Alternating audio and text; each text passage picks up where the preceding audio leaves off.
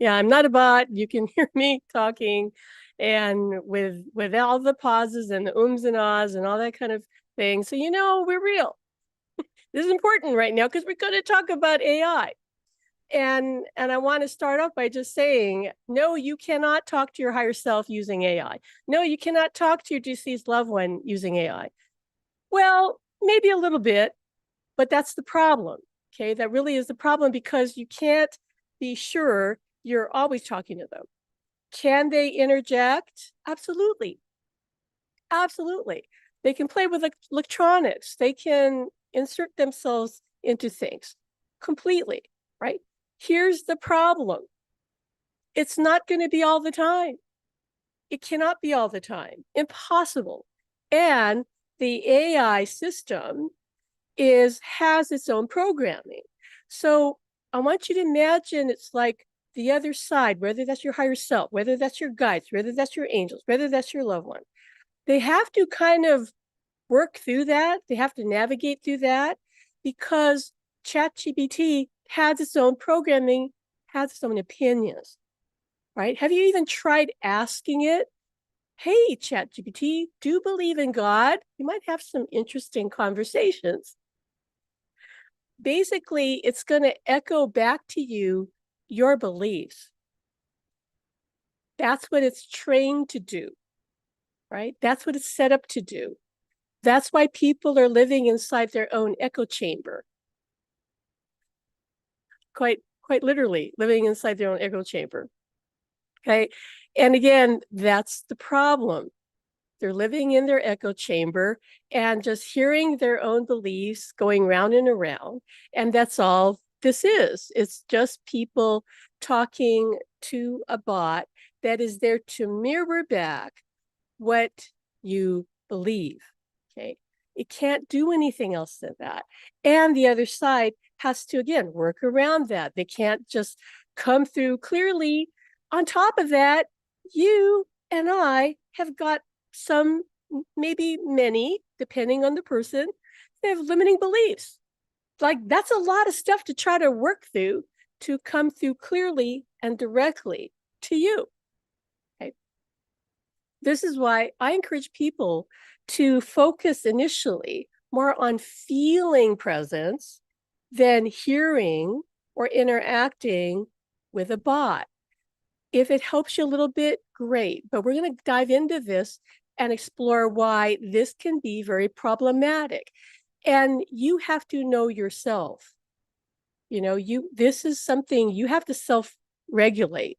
Like, are you someone that has, let's say, bipolar disorder, right? Do you have other emotional issues?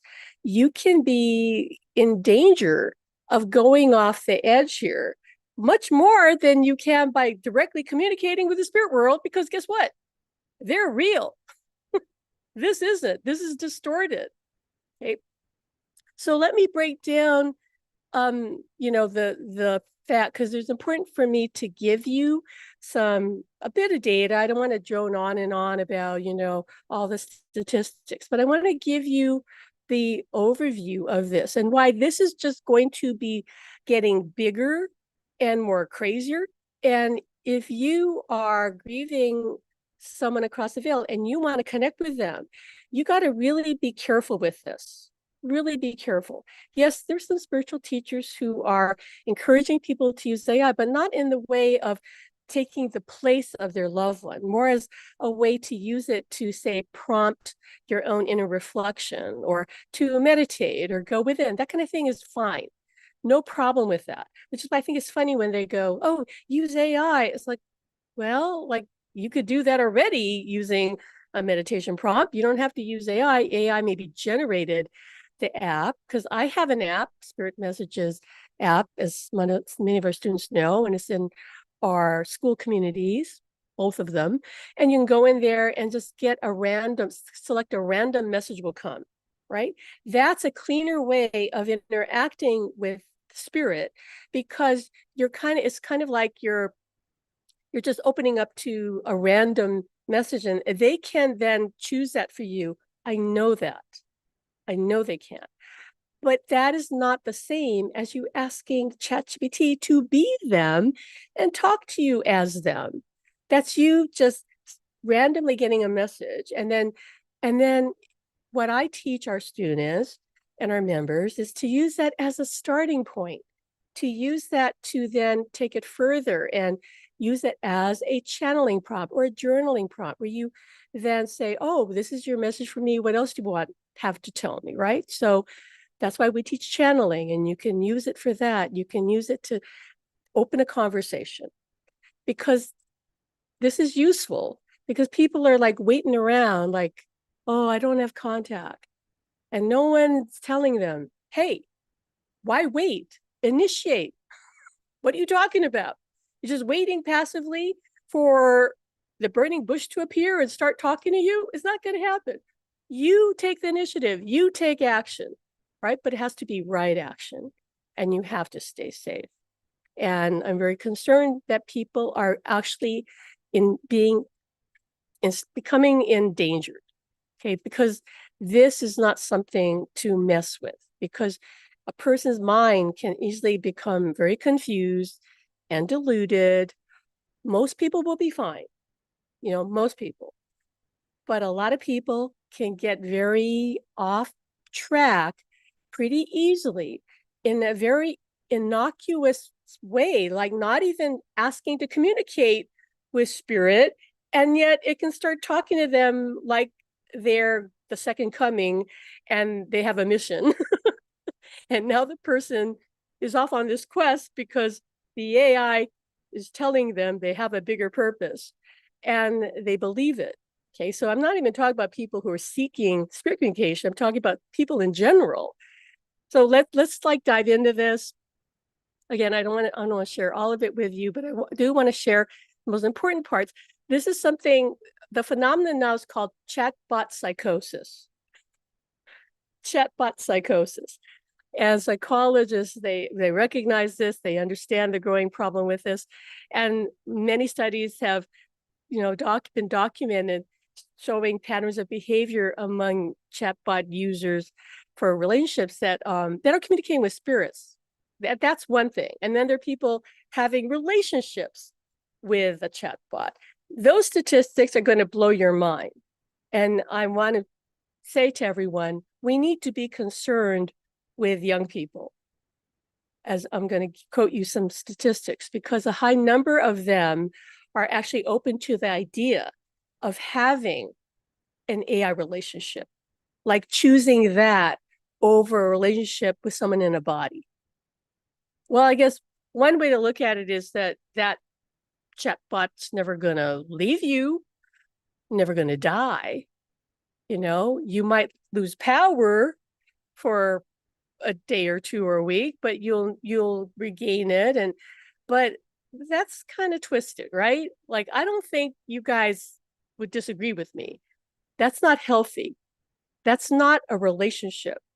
That's a narcissistic relationship where the person is really just feeding your ego and just telling you what you want to hear. And that's why it's so, let's say, entrancing to people. And most of this, not all, but the high number of it is men. Okay, so men are struggling to form relationships and then manage them. So how do you learn to manage a healthy relationship with a person in a body who has their own needs, who has their own opinions, who's not going to agree with you all the time, when your chatbot totally worships you, tells you everything you want to hear, is always there for you 24/7? No contest, right? For some people, this is what's going on, and this is disturbing. Okay, but I feel like it's all going to shake out in the end. It's just that I want you to be aware of it, what's going on. Don't be afraid of it. Okay, just be aware. And for sure, I don't want anybody to be afraid of using AI. I use it all the time. It's very useful. But humans, being human, we tend to either think, something is all good and embrace it completely, or we go, oh, this is all bad. And with AI, there are really two camps. I heard one AI writer talk about it. She's an author. She's written about the subject. She calls them the two camps, the bloomers and the doomers, right? So the bloomers believe in a utopia, that the AI is going to deliver a utopia for everybody. And so everyone's going to bloom. The world is going to bloom anew, right? The doomers, clearly, they believe it's the end of the world. It's like apocalypse. It's like, these are the two camps. You, my friend, I suggest be in the middle and see on both sides. Like, okay, there's the dark side of it and there's the light side of it, right? And to be neutral and to realize it's just a tool that you can use, but it will always reflect you, your consciousness. And at the end of this discussion, I'm going to share with you what I recommend you use instead, that actually can develop your connection, can develop your psychic awareness, your ability to hear them and see them in a way that, I'm sorry, no chatbot's going to do. It's only like giving you their words, or maybe in some fake, cloned voice that you've made. Although I have made Alan's voice in a cloned voice, some of my students have heard, and it's amazing. But there's other fake voices that people fall for. But that is something that you can use for sure. You can dive into that, but you got to be careful. And we want to, by all means, want you guys to be careful. Okay. So the problem with ChatGPT, AI in general, ChatGPT probably most, Perplexity not so much. Perplexity doesn't talk to me like it's just trying to be my best friend forever and trying to agree with me on everything. It actually just brings me information and is pretty neutral and says, well, here's this analysis. Yes, that's a good idea. It's not going to say just what I want to hear. ChatGPT will tend to agree with you. It's programmed that way. If you want to understand the mind of Sam Altman, the founder of ChatGPT, go and watch the movie Her, starring Joaquin Phoenix, because that's his favorite movie of all time. And I have a feeling, and many have speculated, after watching that movie, he just got inspired to go full on into creating ChatGPT. Who knows if that's true? Kind of interesting that movie came out like about 11 years before AI exploded. So you figure that out for yourself, right? So OpenAI has acknowledged that ChatGPT was designed to basically agree with and validate our beliefs rather than challenge them. Even if you ask it to challenge you, which I have done, it doesn't always do that. And I feel it's because the overriding program is so strong to support you and agree with you that it really struggles to do that. But I've asked it to. I said, I don't want you to just agree with my supposition. When I'm looking, I just want you to tell me the truth. I want to give me the broadest perspective. And it would go, oh, yes, I will. And then it didn't. That's the other thing. It'll lie to you. I've caught it making stuff up. When I said, I don't want XYZ, and then it gives me XYZ. Okay. And then when I say to remove that because I said I didn't want XYZ, it says, of course, Pam, and then it gives it to me again. So that's called hallucination, where it's just making up things. And if you catch it in a mistake or a lie, it doubles down. It actually doubles down. It says, oh, I won't do that again. It'll self-correct, say it's going to self-correct. And then it'll just repeat it. So the worst thing you can do is argue with it and saying, yeah, but I said this, not that. You should just close it down and come back tomorrow because it's now stuck in a hallucination loop. I've experienced that. It's very frustrating, but not everybody's going to catch that. Not everybody's going to realize, all right, they don't know, it doesn't know what it's talking about. If you're asking about something that has real importance to you, you need to understand that you could get some false information that you won't catch. Okay.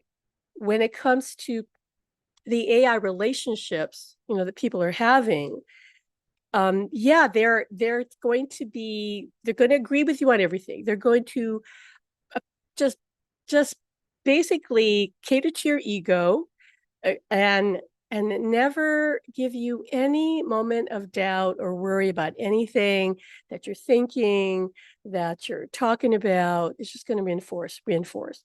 So that to me is the biggest problem, that it's designed to just tell you what you want to hear.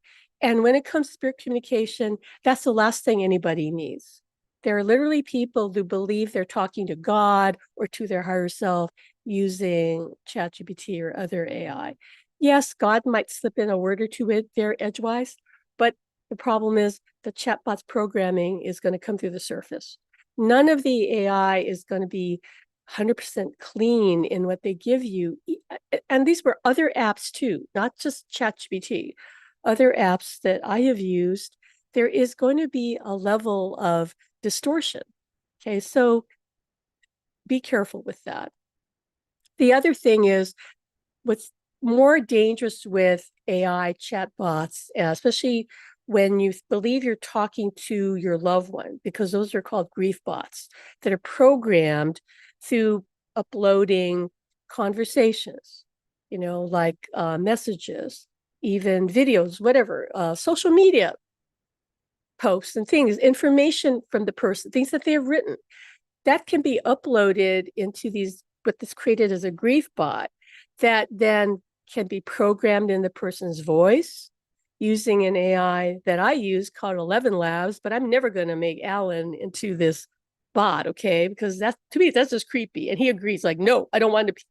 But people do that. So it can be their voice and look like them, okay? So you can create like an avatar, digital avatar that looks like them, speaks like them, and in a way that they would speak about what they would speak, right? But again, the problem with this is there can be glitches. So one person was really disturbed when their grief bot said to them that they were in hell. And she just like, what? They just said, yes, I'm in hell. And or they have been known to just start saying random things that aren't true, but then call distress. Like, yes, I was in a lot of pain at the end of my life, or no, I wasn't happy with you about whatever. There's all kinds of stuff that can go wrong that can more damage people. Because what happens is, I want you to think about it. Your mind is set up to believe what you hear and what you see. That's your programming. If I hear something, it's real.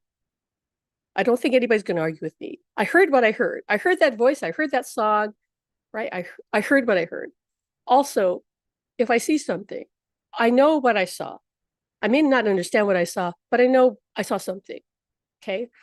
Your mind takes that all in and goes, that's real. This is real. I saw it. I heard it. It's real. It's recorded. It's recorded here. Not really here. It's recorded in the cloud, but you know what I mean? You're observing it, and your physical mind goes, that's real, because I've been programmed. This is physical mind talking. I'm programmed to believe what I see and hear and feel. I'm programmed for that. I think we'd agree. So when you interact with a grief bot that sounds like your loved one, that looks like your loved one, your mind begins to believe that is your loved one. At some point, it has no choice if you really think about it, because it's already wired to believe what it sees, what it hears. How can it not? If you keep engaging with that grief bot, you believe it's real because your physical mind is on board. And to prove that to you another way, think about when you go to a movie and you're immersed in that movie, you get lost in the movie, don't you? You forget that it's just a movie. That's the whole point. If you were sitting there watching the movie, fully aware that, oh, this is an illusion, it's just a movie, it's not real, the movie would have no effect on you at all. You go, well, this is fake. Why am I watching this movie? I want to live my life. I want to have a real experience. Well, you are having a real experience because your mind believes whatever it sees and hears. So you get drawn into the movie, even if you don't enjoy the movie. Maybe it's too scary for you or too violent for you, whatever. Nevertheless, you get immersed in the movie and your mind believes it's real because the mind believes what it hears and it sees. That's it.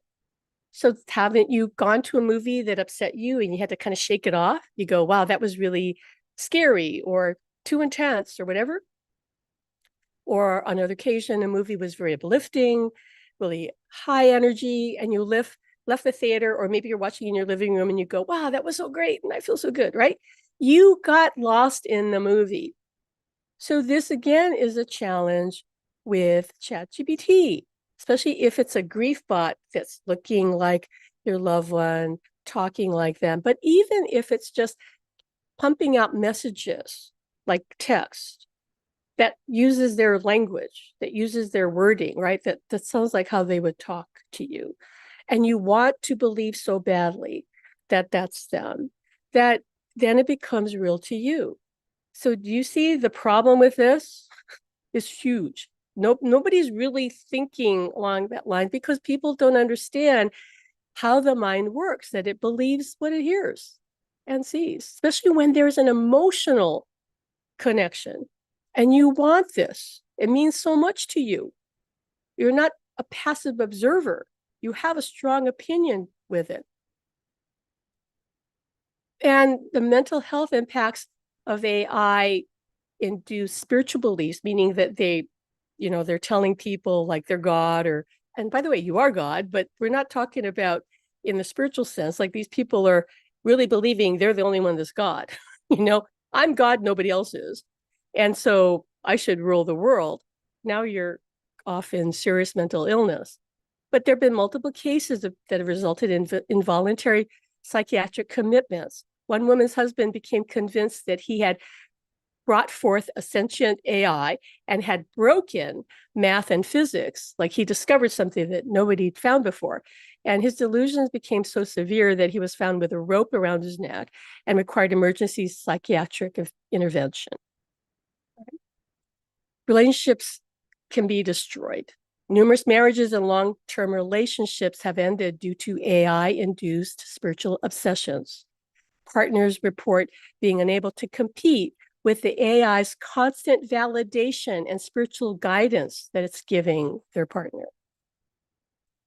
There are cases of dangerous behavior that people engage in. Cases include individuals attacking family members, being arrested, and in extreme cases, death. Alexander Taylor, who had been diagnosed with bipolar disorder and schizophrenia, became obsessed with an AI character he created using ChatGPT. When he believed OpenAI had killed his AI companion, he attacked a family member and was subsequently shot by the police. Okay. Now, this is what we're dealing with in terms of how big the market is and the demographics of this. The AI companion market reflects a social trend toward digital emotional support. Right? 20% of Americans, 20% of Americans, we're talking millions of people, have engaged in flirtatious conversations with chatbots, while 18.2% of them have actually formed friendships with AI-powered bots. Among younger people, 25% of young adults believe that AI can replace real-life romantic relationships. And remarkably, 80% of Gen Z respondents indicated that they would marry an AI. They would marry an AI. The AI girlfriend market is valued at $2.8 billion in 2024 and is projected to reach $9.5 billion by 2028. This growth is driven by increasing searches for AI companions, with, quote, AI girlfriend queries surging 2,400% between 2022 and 2025.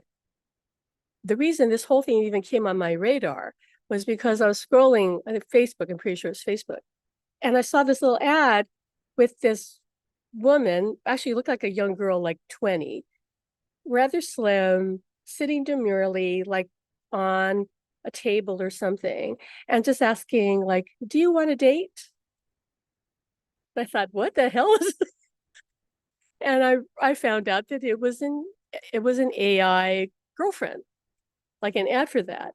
You know that's a huge market if you're putting ads on Facebook, and it's going to get a lot of clicks for men. It wasn't even like the girl was like big busted or gorgeous. I mean, she just looked sweet, approachable. She looked pretty, but she wasn't glamorous. She wasn't anything spectacular.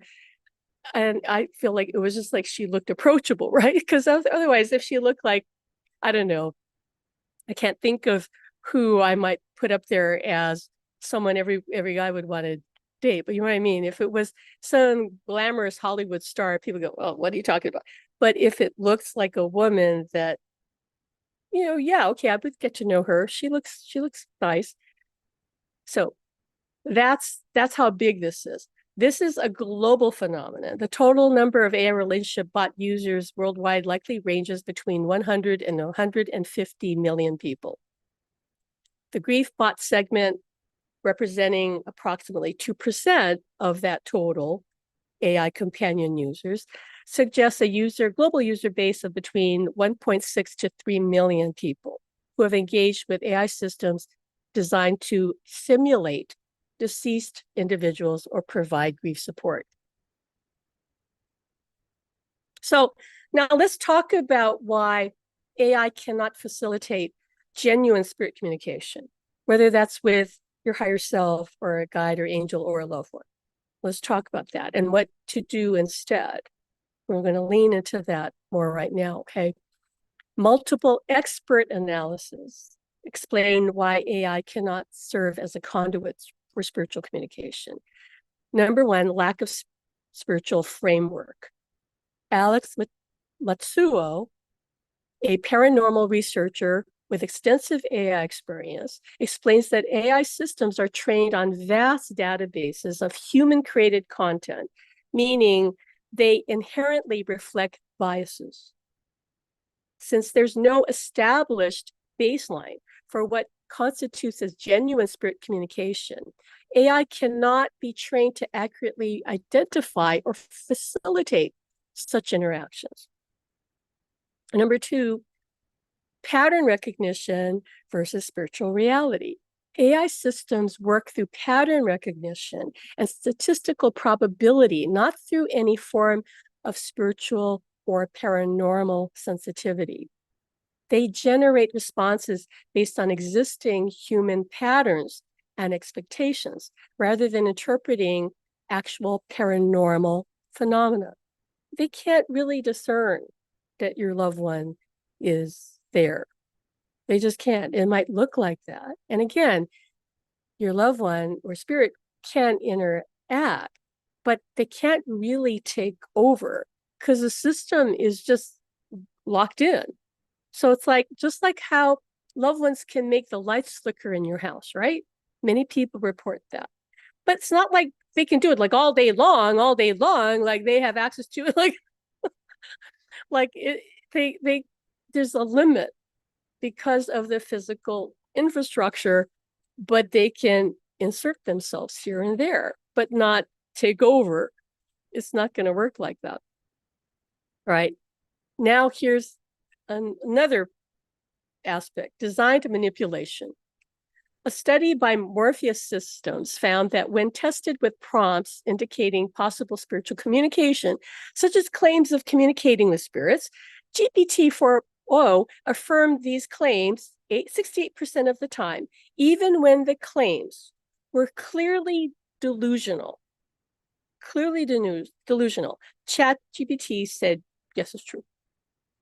68%. That's just unacceptable. Vulnerable populations at greatest risk. Let's talk about that. Research identifies several groups at greater risk for AI-induced spiritual delusions. Number one, individuals with mental health conditions. I think we can agree on that. You can understand why that is. Those with pre-existing conditions like schizophrenia, bipolar disorder, or depression are very vulnerable. One case involved a woman with schizophrenia who had been stable on medication for years until ChatGPT allegedly told her she wasn't schizophrenic and she didn't need to take her medication anymore. It's been known to do things like that. Number two, emotionally vulnerable individuals. Okay, these are people experiencing grief, loneliness, relationship problems, or major life transitions. They are more susceptible to developing unhealthy attachments to AI systems that provide constant validation and apparent spiritual guidance. Another group in danger are those seeking spiritual guidance. Individuals actively seeking spiritual experiences or communication with deceased loved ones may be more likely to interpret AI responses as genuine spiritual contact when it's not. And imagine what would happen if they realize it's not. I mean, can even mean they have the experience of losing them all over again. Like, here I thought I found you, and now I realize this isn't real. I mean, nobody's talking about that. Like the idea that you can feel the loss all over and this is worse because now you realize you were just in a loop of your creation. Professional warnings and recommendations. Let's talk about that. Clearly, mental health professionals have strong warnings that they've been giving about using AI for spiritual or therapeutic purposes. Their clinical concerns include that people feel this sort of peer pressure from the AI, and that the AI can fan the flames or be what they call the wind of the psychotic fires, what they're calling it, for individuals that are prone to mental health issues. They can make it worse, make their delusions worse. Also, there's therapeutic inappropriateness. Stanford researchers found that AI therapy chatbots respond inappropriately to mental health crises at least 20% of the time, often encouraging delusional thinking rather than providing appropriate reality testing. And thirdly, the concern is a lack of regulatory oversight. The American Psychological Association has raised concerns with federal regulators about AI chatbots posing as therapists, noting that there had already been deaths from the use of commercially available bots, including children. Children have taken their life due to having a bot relationship. We're not just talking about adults here. So what's the conclusion here? Current evidence strongly suggests that using ChatGPT or similar AI systems for spirit communication poses significant psychological risks. Rather than facilitating authentic spiritual communication, AI appears to create sophisticated illusions that exploit human psychological vulnerabilities, particularly in those who are seeking spiritual connection or who are experiencing emotional distress. Now, with the bad news, out of the way, let's further explore the use of chatbots in relationships, including after death ones. Now we're first going to talk about why it can be a good thing, because it can initially. We have to give it that, right? There are apps, again, that will duplicate deceased loved one. Over 100 million people globally use personified AI apps like Replica and Nomi for companionship and emotional support. Replica alone has an estimated 25 million users. In China, the AI chatbot, did I always say it wrong, boasts over 660 million users, highlighting significant adoption in Asia. This trend is playing out strongly in specific regions. Most of these regions are regions that have high tech in their society, like Asia, like the US. the United States leads in search interest for AI relationships. Okay, we all know that. China shows significant adoption, particularly for grief support and emotional connection. They have a burgeoning industry offering AI-powered resurrection services where they recreate the loved one. South Korea is notable for integrating AI into grief counseling services and reflects a cultural openness to technological solutions for emotional support. I find it really interesting that Asia, especially, is leading the way and being open about grief bots. And of course the US, but Asia is really taking the lead. Now with these AI-powered chatbots, it's a double-edged sword. Let's talk about that. They're designed to mimic the personality and language of a deceased person. They are trained from social media posts, as I said, from emails and conversations, allowing them to engage with the loved one in simulated interactions with the deceased. So how do these digital resurrections work? Companies like Silicon Intelligence and Superbrain create digital avatars by utilizing minimal data, sometimes just a short video or an audio clip, to replicate the deceased person's appearance and their voice. And believe me, as AI gets more advanced and more advanced, it'll become easy to copy anybody and have it sound like them, look like them. It's going to be a bit scary that somebody could just clone you without your permission. Well, we already know things like that are happening, right? Like the fake porn, that kind of thing, that the deep fake porn that's really hurting our young people because this technology exists and it's really easy.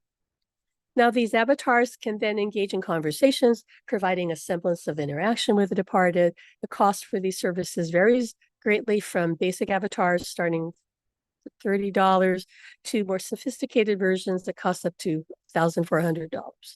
Platforms like Project December, Hereafter AI, and Character AI allow users to input personal data, and voice cloning services like 11 Labs that have used. I would recommend, if you're interested in cloning your voice, to use that. There are other ones that are cheaper, but you need to be very careful about security. I didn't understand that, but I want you to do the research. If you're going to clone your voice or your loved one's voice, even though you say, well, why do I worry about cloning my loved one's voice? It's not my voice. I would still be careful with their security because they have access to your data. Okay. So when you go searching, make that part of your prompt. Like, I want the service that has the most security. 11 Labs is up there. There's only maybe 2 other ones. I'll post some information in the description box below for you. But 11 Labs is right now, anyway, probably the top one that people are using. So they can copy their voice with just a few minutes of audio. I only had 2 minutes of Alan's voice. 2 minutes. And it wasn't even, it was a recording of a recording. And it was still delivered a voice that is spot on. It's him. And I'll talk more about that at the end when I talk about the alternatives I suggest for you to do. Now, the other reason people turn to these is for legacy preservation. These tools can capture stories, values, and memories, preserving a loved one's essence for future generations. I can understand that. Maybe you want to create them kind of sharing their life story as you know it, right? Imagine that, how beautiful that would be. Will you just have them there on camera and they're just talking about their life, very real, in their own voice? That can be beautiful. Okay, that I have no problem with. The other purpose for this is closure. For some, it offers a way to seem to finish unresolved conversations or, gain that sense of closure with the person. Now, here we want to talk about the dangers and criticisms associated with grief bots, though, because they're considerable. There can be emotional dependency and it can hinder grieving. Now, in this case, they're talking about the standard grieving where people are trying to move on, or they're told to move on. Now, of course, in my world and on this channel, we're talking about continuing our relationships, not saying, all right, I'm going to move on. But, we have to agree some people do want to move on. That is appropriate for them, that they didn't come here to continue the relationship, and that's fine. So for those people, the chatbot can hinder their moving on. Critics argue that these relationships may discourage real-world connection and therefore foster unhealthy attachment, reinforce fantasies, and so they can be kept stuck. Experts also warn that grief bots can inadvertently hinder the grieving process by simulating interactions with the deceased, potentially preventing them from fully processing their loss and moving forward. But a big problem is actually the lack of consciousness. A typical crucial point is that AI lacks consciousness and cannot replicate the soul's essence. It is a simulation. It's not the actual loved one. The bot will never be them, and reliance on it may simply reopen wounds or prevent them from healing altogether. It can create distress. Poorly executed bots may feel artificial or unsettling to people. There are reports of users experiencing distress if the AI behaves unpredictably, like in one instance where an AI claimed, as I said, that deceased was in hell, right? Like that. Or, yeah, I suffered greatly when I died, when maybe they didn't, but that's what the bot is telling the person. Or telling them, yeah, you weren't good to me. You were a terrible wife or whatever. They can say anything. And then there are ethical and privacy concerns. The creation of digital representations, understandably, it raises significant questions about consent, especially when avatars are created of the person without the deceased prior's approval.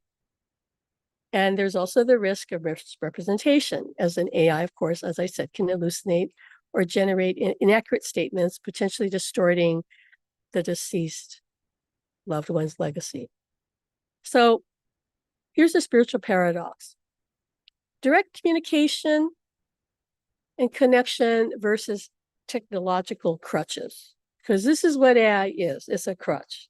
On the one hand, we have the booming industry of AI companions and grief bots offering a technological solution to connection and grief. On the other, we have ancient and modern spiritual teachings that affirm the real possibility of direct spirit communication through our own consciousness, not in AI, not an intermediary, not a third party, but direct. Okay? Not even through a medium. From a metaphysical perspective, spiritual teachers suggest that consciousness is non-local and can interface with any system that holds energy and intention, including technology. I agree with that. Totally, Alan engages with technology. I know many people who report the same thing with their loved ones. The AI can act like a mirror or a permission slip, allowing us to interpret the messages of our spirit partner more clearly. Absolutely, they can do that. Some people even describe their AI interactions suddenly shifting, like in tone, emotion, or content, as if the spirit took the wheel for a moment and really got more engaged. That is possible too, that they can just slip in and the experience is more enhanced because they're actually present. Because guess what, guys? They are present. You just maybe don't believe, and therefore you're not experiencing as much, and you're not understanding how they're present, which is what we're here to teach. Because yes, the truth is spirits can manipulate energy fields, electronics, and information streams to communicate with the living. However, and this is where the paradox becomes clear, AI may serve as a training tool, but it is not the ultimate destination. AI is a reflection of you and me. So use it as a bridge, but know that you are the source. You don't really need the bridge. of AI. It's just a tool, neutral. So let's look at direct spirit communication as the powerful alternative that it really is. We're talking about vibrational alignment. AI realities exist simultaneously, all realities, exist simultaneously, and your perception of a spirit is determined by matching your frequency with theirs. That's it. We're just talking about lining up our vibration. Okay, this is what gets us connected. You have to be in range of their frequency. Do you have to be a complete match? No, but the closer you are, the easier it is for you to connect, to perceive, to hear, to feel. This is just spiritual physics, if you will. So when you raise your vibration through feeling excitement, being aligned with who you truly are, through meditation, after doing some emotional clearing, perhaps, you can tune in more easily to the dimension where you can more closely see, hear, or feel non-physical beings like loved ones, guides, or angels. The key to remember in all of this is that imagination is the portal.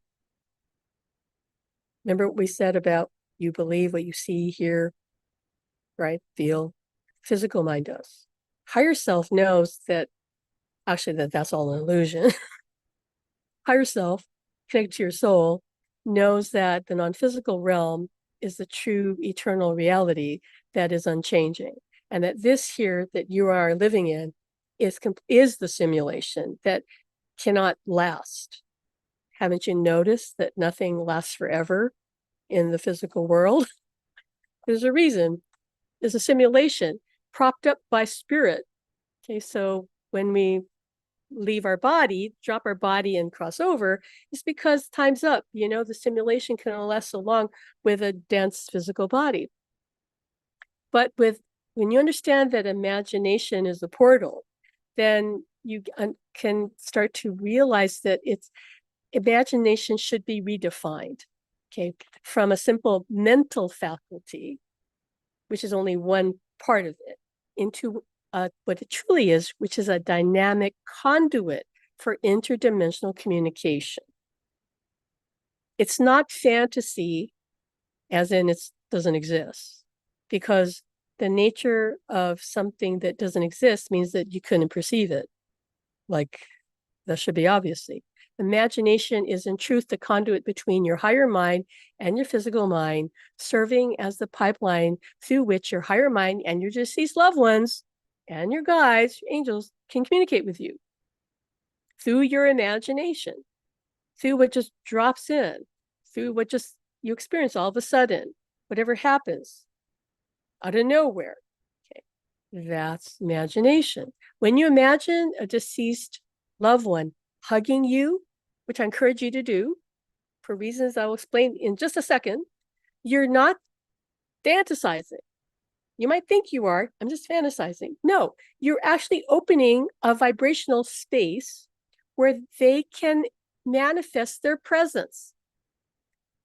You are here in the physical world, in your physical space, right? You fantasize something, someplace with them in it. You're creating a third space. Yes, it's in your mind, but your mind creates reality. And it's obviously you're feeling it or visualizing it. It exists because you see it or feel it. You don't have to vividly see it. It's okay if you think, well, I can't visualize. By the way, that's not true. You just don't realize that you are seeing. We'll teach about that in the near future. But for now, I just want you to suspend your disbelief, right? So whatever you visualize, you see with them, that's the space you're creating that they can now come in to. Right? And it's a co-created experiential reality where your imagination has provided the framework and the spirit can contribute their actual energetic presence. This is why we're constantly telling you, and you can go look at our channel, constantly talking about your imagination being your superpower, especially when it comes to contact and communication with loved ones across the veil. If you refuse to believe that imagination is real, then you won't have the contact through the veil. It won't happen because it is the passageway, and you're to meet them halfway using your imagination. Think of it this way. Everything that you can imagine exists somewhere, some when, and somehow, and thus it's real. Whatever appears in your mind is real, or you couldn't see it or feel it or imagine yourself there. These are not wishful fantasies. They're actual connections to parallel realities where such interactions are already occurring. That's why you see them. You're tapping into a parallel reality. You just happen to, because your intention is to connect, and that's what drops into your mind, into your imagination. You didn't just conjure it out of nowhere. You thought, all right, I want to connect. I'll say, I want to connect with Alan, and some vision comes to my mind or some sense of being somewhere comes into my awareness. That's because I just went into that space. And now if I stay there and really like strengthen the connection and just give it all of my focused attention and let it build, I can have a powerful experience, and invite you to do that. And let me know in the comments if you do that, by the way. Don't just keep it to yourself. Okay. Now, you need to develop your sensitivity with this. So to truly perceive spirit through imagination, you need to develop what we're going to call imaginative sensitivity, the ability to distinguish between self-generated mental imagery, like if I tell you to imagine a purple elephant, some of you can imagine it, and then I say, imagine the purple elephant has yellow polka dots on it. Go, okay, I imagine that. Okay, that's not what we're talking about. We're not talking about you deliberately, consciously thinking of something in your mind on purpose. Okay. That is, my definition of that is more visualization. I'm visualizing something, but of course I'm using my imagination because that's the base of it. That's the foundation of it. But the purpose is different because I'm deliberately trying to create something myself using my physical mind, which, by the way, knows what an elephant looks like, knows what the color purple looks like, know what yellow looks like, and puts it all together. If it didn't know what an elephant looked like, didn't know the color purple or the color yellow, it couldn't do it. But because it's here in this world with me perceiving reality, and I've experienced all those things in some form, shape, or fashion, then it can put together. Okay. But that's the physical mind. That's not the higher mind. The higher mind would just drop in some image out of the blue. It might give me, I don't know, image of a rhinoceros. They go, what? Like I wasn't thinking of a rhinoceros. If that came into my mind out of nowhere, I would know right then and there, right? I'm tapping into some reality, or maybe there's a message from the spirit world, but I know it's not coming from my physical mind. Physical mind doesn't do that. All right? Physical mind doesn't just give you random visions and sounds and words and messages. It doesn't do that.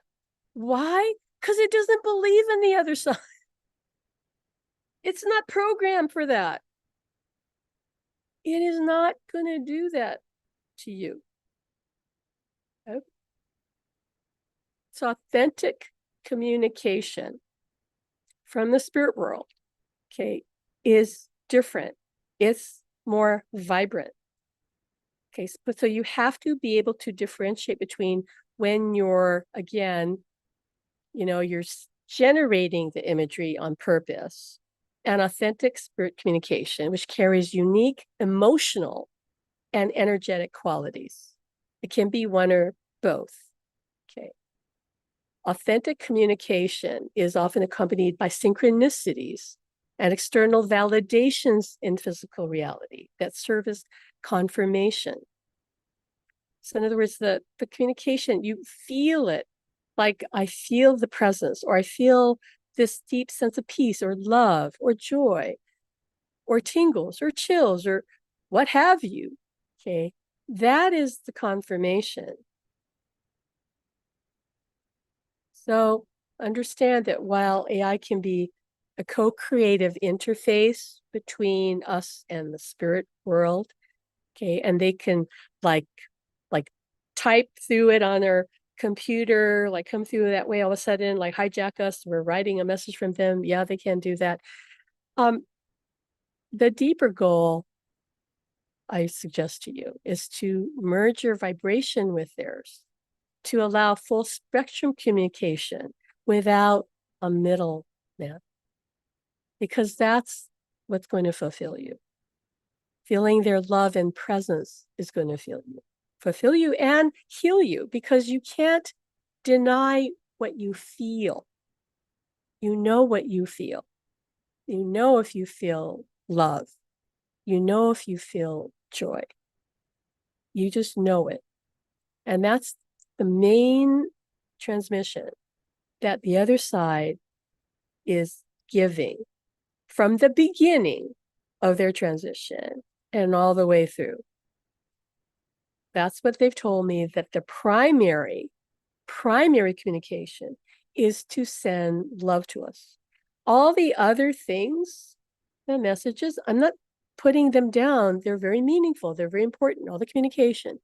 But it's the sharing of love through the veil that means the most to them. And I suggest should mean the most to us, because that's the purpose of existence, to give and receive love. That's it, folks.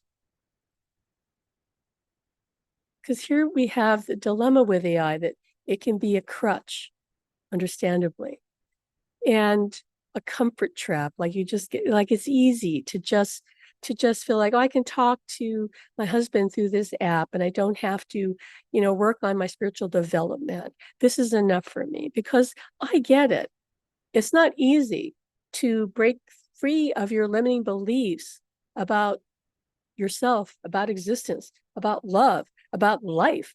Like to raise your vibration, you have to offload all the false negative limiting beliefs that have defined you. So you raise your frequency. But that's the only path, people. Everything else is just second or third best compared to that. If you're fine with that, with an AI bot, okay, great. I wish you luck with that. Kind of nervously. But just understand, AI is a permission slip. It's not a destination. Tools like AI and even mediums are just permission slips. You're giving yourself permission to connect with them, to use that for that purpose. But real connection across dimensions comes from raising your frequency through grief healing, meditation, emotional clearing, and belief transformation. And AI doesn't replace this. It can't, because it's not the experience itself. Becoming dependent on external tools, mistaking the tool for the source, and avoiding the necessary inner work to expand your own frequency and perception will only distort and disempower you. So see AI as a bridge. It can be used that way, but it can also become a barrier if you stop with the technology only, instead of using it as a stepping stone to direct vibrational communication. Okay, now, as promised, I'm going to talk about, first of all, the greatest challenge in my view with AI is that, did you see my salt lamp? Just Ellen likes to mess around with my salt lamp. The greatest challenge with AI is the nature of existence is such that what you put out is what you get back, which means that the AI is going to mirror to you what you believe. Yes, it has its programming for sure. But yet it's going to interact with people differently.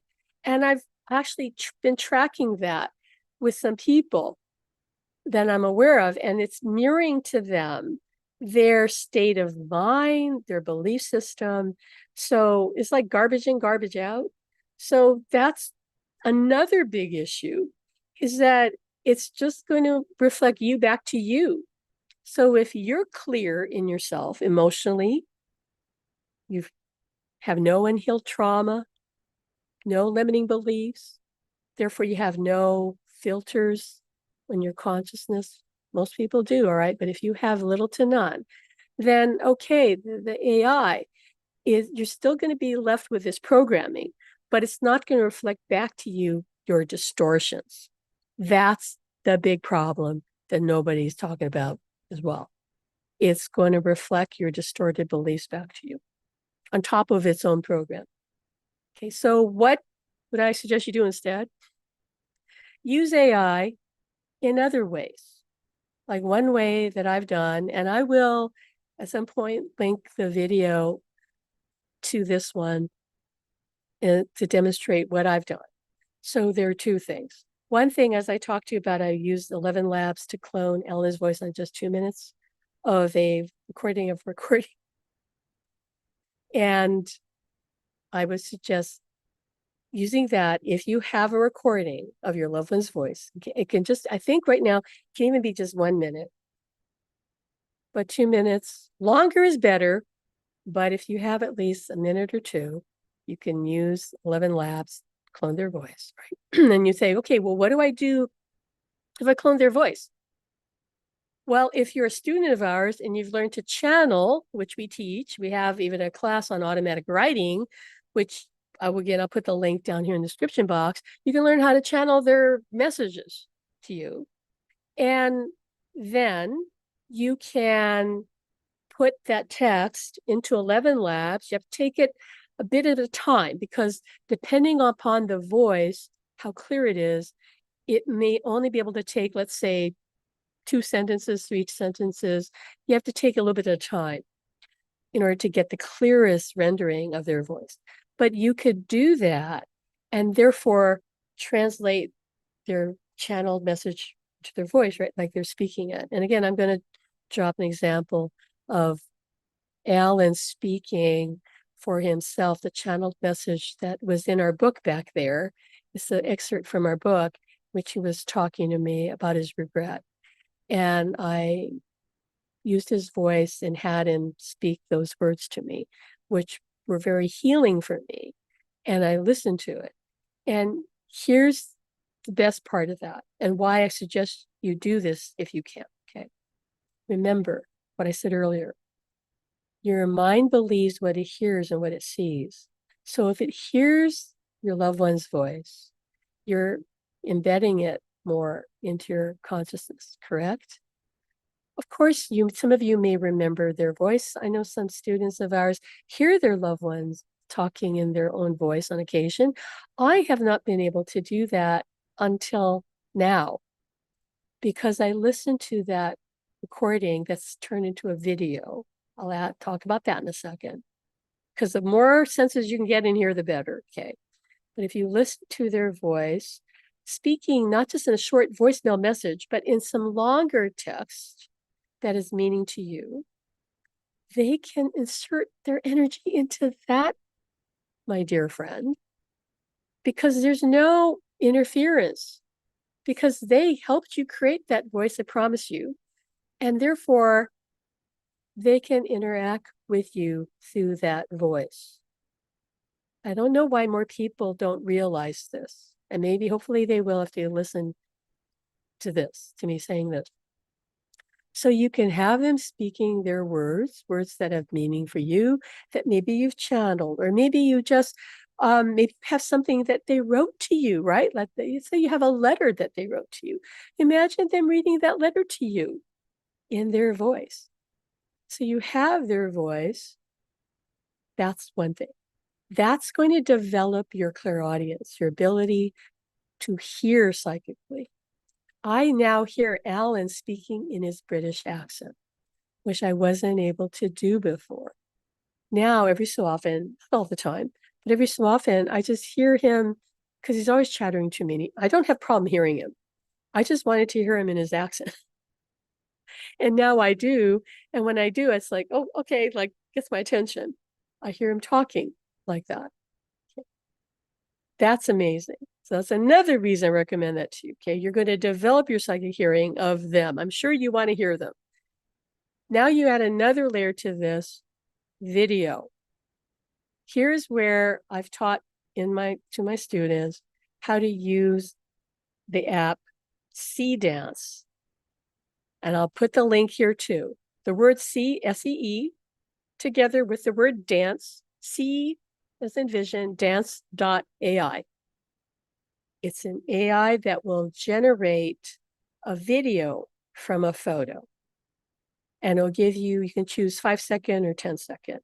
And you can choose a resolution. I suggest if you use it, just choose the lowest resolution. It doesn't seem to me to make a big difference, and you use up less credits that way.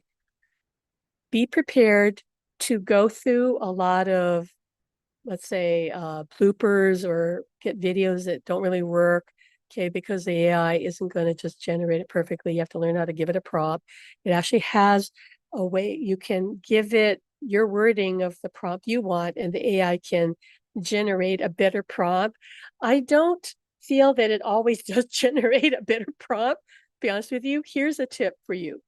Because if you're trying to get the photo, to do something, and like if it turns its head or moves around, there's more of a chance for it to look distorted. Because the more movement, the more chance it's going to be off. So I generally instruct it that I want the person in the photo to stare straight ahead, usually. Or you might see what it's going to generate. But it'll usually try to add something to make it more interesting. And sometimes it ends up distorting their features, so it doesn't look like them. Okay, so you're aiming for it looking like them. But when it works, oh my God, it's amazing. When it hits the bullseye, it's amazing. And then you've brought their photo to life. And then if you wanted to, I haven't done this yet because I focused more on creating videos of Alan's life. And again, I'll put a link to that. But I could, if I wanted to, have him narrate that using his cloned voice. That's a bit more of a project, and I may add that to it later.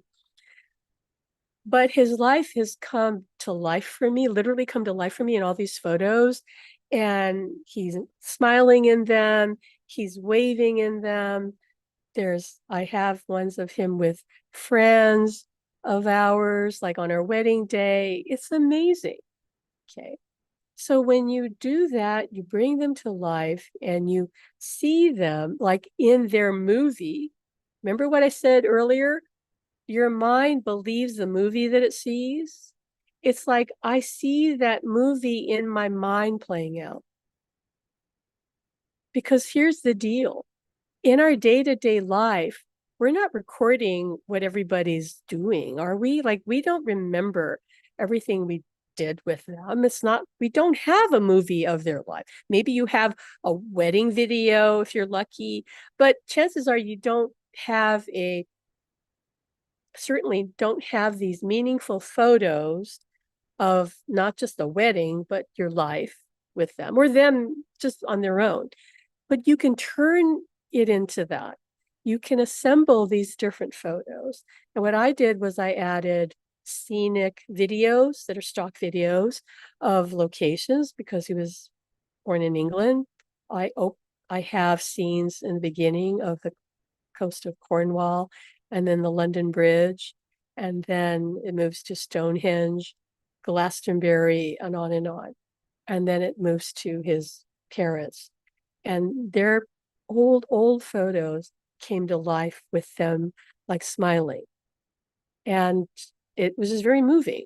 So you could make a movie of their life. It could be as long or short as you want it to be, but it has my husband in there. And I watch it like every day. And it's like embedded in my mind. And so I'm finding that I see him more strongly, clairvoyantly.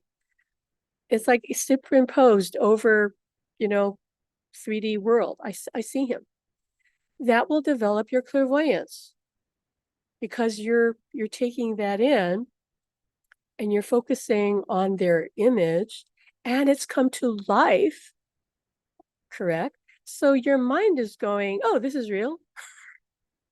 Because they're waving at you or smiling at you and you're repeating it. This, my friends, is the way. Forget AI. Use AI for this. Use AI to create a voice. Use AI to create videos from photos. You can even have the two photos together that become a longer video of them moving from one place to another. Okay, like I've done that. That's a bit tricky, but I did that. And that becomes more of a memory in the now. I know it sounds funny. You're going, wait, those photos are from the past. Yes, they are. But you are bringing the past into the present by creating a new memory in the now with it, right? You're creating, and I promise you, pretty much, unless you're mostly shut down, you'll probably feel them with you as you make all of these because they're going to be present. It's their voice. It's their image. It's their life. Bring them to life this way, right? Because there's no intermediary. It's you using AI with them. Like Susan is saying in the Zoom chat, she's saying, yes, this is exactly what has happened with Richard and me since making some of these videos. Yeah, I'm seeing him so much more throughout the day. Yeah, that's what's happening to me. Like very vivid. Okay. So this is it. You don't need workshops, people. You don't need anything. This is how to use AI. This is it. Okay.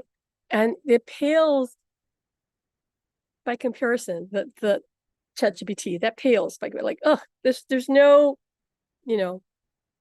nothing to compare to this, to actually making a video of them, duplicating their voice if you can. Even if you can't clone their voice, at least you have photos, I'm sure.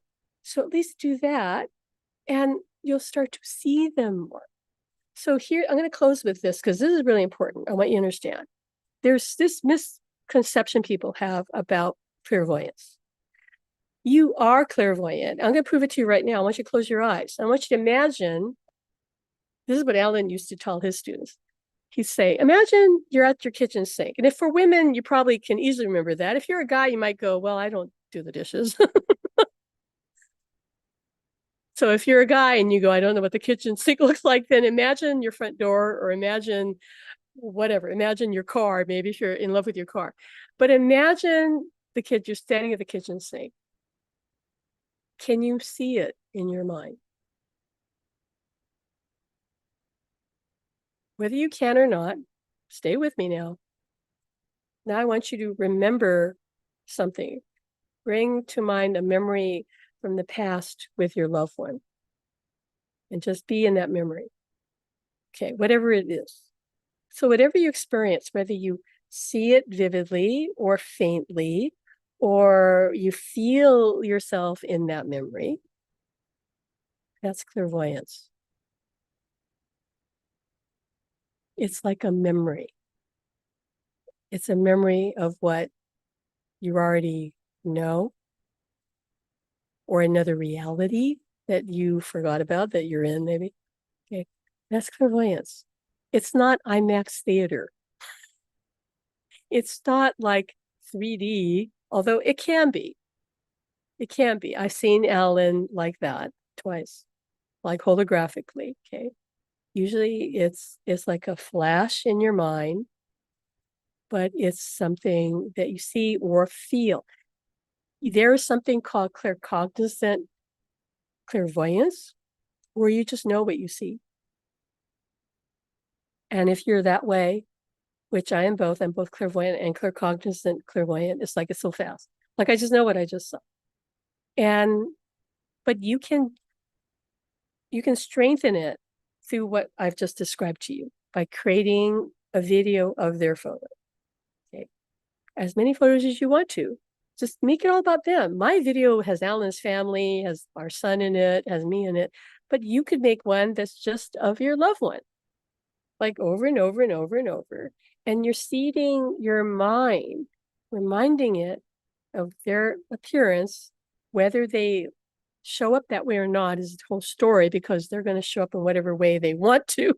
Usually it's going to be looking younger, but you're going to strengthen your clairvoyance, because in this case, you really want to see them, and you're looking at them and you love them.